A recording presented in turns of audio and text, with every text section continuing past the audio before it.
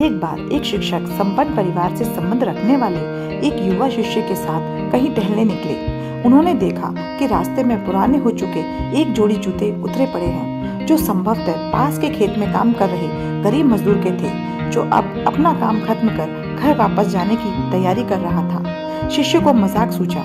उसने शिक्षक से कहा, गुरुजी, क्यों न हम ये जूते कहीं छिपा कर झाड़ियों के पीछे छिप जाए। जब वो मजदूर इन्हें यहाँ नहीं पाकर घबराएगा तो बड़ा मजा आएगा। शिक्षक गंभीरता से बोले, किसी गरीब के साथ इस तरह का भद्दा मजाक करना ठीक नहीं है। क्यों ना हम इन जूतों में कुछ सिक्के डाल दें और छिप कर देखें कि इसका मजदूर पर क्या प्रभाव पड़ता है। शिष्य ने ऐसा ही किया और दोनों पास की झाड़ियों में छुप गए। मजदूर जल्द ही अपना काम खत्म कर जूतों की जगह पर आ गया। उसने जैसे ही एक पैर जूते में डाले, उसे किसी कठोर चीज का आभास हुआ।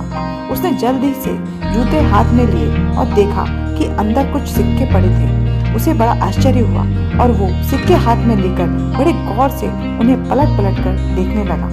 फिर उसने इधर उधर देखा, पर दूर दूर तक कोई नजर नहीं आया, तो उसने सिक्के अपने जेब में डाल लिए। अब उसने दूसरा जूता उठाया, उसमें भी सिक्के पड़े थे। मजदूर ठा विभोर हो गया। उसकी आंखों में आंसू आ गए।